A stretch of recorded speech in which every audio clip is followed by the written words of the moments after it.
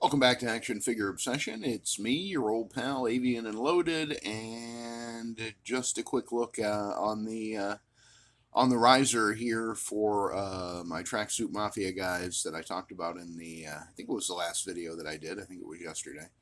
Um, as I mentioned, I had taken away their sort of upscaled weaponry that I had given them from mostly from Valverse Action Force and their weapons pack Limo with all the shotguns. I've decided that Tomas here and Kazi, they don't really don't trust these guys with firearms. So I think that I think it's better a little bit more storytelling if Tomas and Kazi, kind of the leaders of the pack, are the only ones who really are outfitted with that kind of destructive power.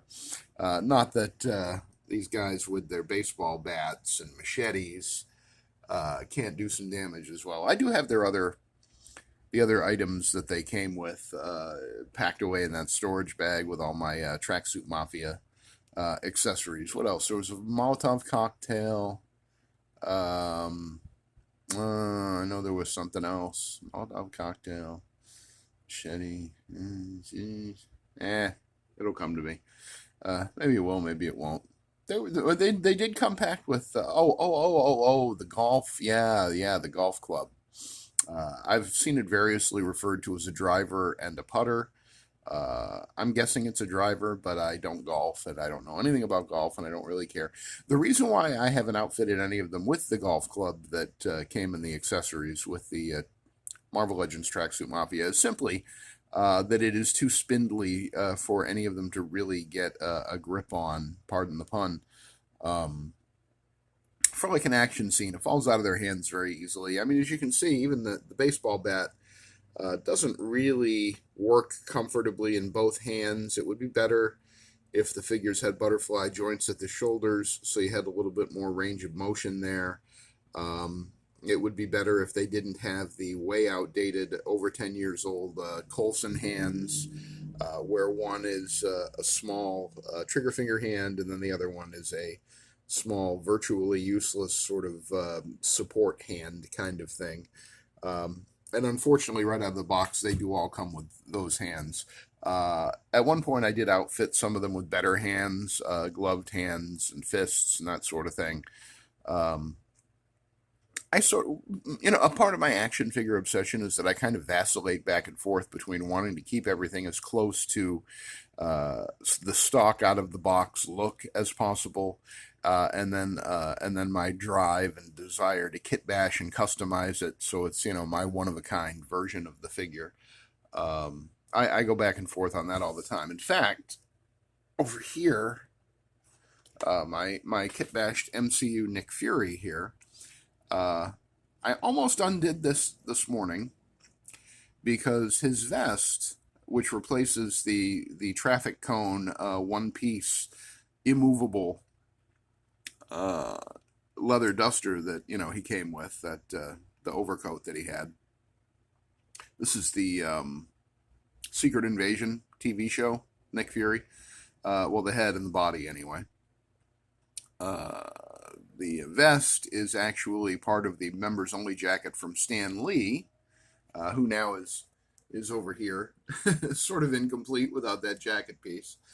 But I was thinking about putting Stan Lee back together. But I have a complete Stan Lee in my Marvel Bronze Age Marvel Legends section in that display. And the more I got to thinking about it, I actually had the vest half off of them. But even though the colors don't match, I feel like it works. It gives you the illusion that these sleeves, go to this otherwise very plain and generic torso, the turtleneck that he has. The turtleneck is really the only element of the torso that has any distinguishing features, and that slight wrinkle just beneath it, because the rest of it was never meant to be seen. It was meant to be under that traffic cone, that god-awful overcoat that he came with. And then the gloves are from the Bone Breaker Build-A-Figure, just, green for like military, tactical, whatever. Um, just to kind of zhuzh it up a little, and then of course the hat came with the figure originally. But just as an example of how I think this figure looks pretty good, but again, I was thinking this morning about undoing my good work here and then restoring that Stan Lee, and then I'd have to find another vest for this guy. Uh, but I honestly think that the dark blue uh, looks really good on him, and I think I'm gonna make the executive decision that that he's gonna continue to be, for now at least, my modern sort of current era uh, Nick Fury hiding out there in the shadows. Um, Nothing really new to report on the work table. No mass casualty events. Nobody's fallen over and knocked everybody else over in the last couple of weeks, really. And that's part of that is probably due to the fact that I've been kind of falling down on the job and haven't been doing quite as many videos as I was doing there for a while. Now that I have begun to recover from the illness that I had last November that lasted until, oh God, February, March. And then immediately after, I had an injury to my leg and my foot, and I had a lot of trouble walking, and it was very painful to get around the house. And I was losing a lot of sleep, and I'm starting to sleep better, so that's nice. I know you're wondering about my sleep patterns. I was having some very vivid nightmares there for a while when I was using melatonin to help me sleep. That stuff is wild, man. After 4 nights in a row of vivid nightmares that did not fade away when I woke up, holy cow, I can still see some of the things that I saw, and I wish I could unsee them. Um, I do not recommend melatonin for any kind of long-term use. Maybe once a month or once every 6 months. If you're really having trouble sleeping, maybe take one. Do not take two, and do not take them every night because they will screw up your brain. Uh, at least in my opinion, at least in my not a doctor opinion. So yeah, basically my squad of Tracksuit Mafia guys, Tracksuit Draculas as they were known in the comics, and the Hawkeye run written by Matt Fraction, basically is Tomas, who doesn't look as much like Jesse Pinkman as he did on the show. The head sculpt not quite there. Uh, and Kazi, who I think is actually a pretty ideal Kazi. He really does look like he looked on the show. So they get the heavy weaponry, the stomping power, and the other guys get the melee weapons. And I think one of these came with the Tracksuit Mafia figure, if I recall correctly. One of these Mossberg shotguns or whatever they are. But everybody else gets a baseball bat or a machete. If I can figure out a way to make that golf club work, maybe I could work some variety in. The problem with the Molotov cocktail that it comes with is that they can't hold it with their item holding hand, their right hand, because it's too wide, and it does get thinner at the neck of the bottle.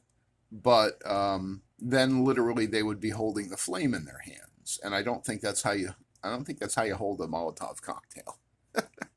How to hold a Molotov cocktail right here on the Avian and Loaded channel. But yeah, I think I'm happy with my 9 guys here, and with 2 of them being sort of the I think it was Tomas the leader, and then Kazi was like the second in command, or was it vice versa? I think Kazi should be the leader. Just because I like his head sculpt better, he does remind me of Jon Snow, actor Kit Harington. I know he also looks like the actor who played Kazi on the show. I do know that. But it is kind of fun to think of him as like Marvel's Jon Snow. And then, as I say, this guy doesn't remind me so much of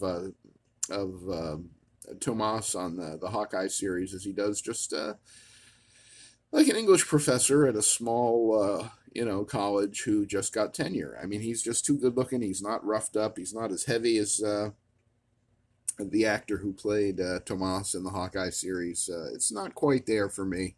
That guy looked more like the actor that played Jesse Pinkman on Breaking Bad. I don't really see that on this face. It's a good head sculpt, just all by itself, but I don't really know. Maybe from that angle, it kind of looks like the guy on the show.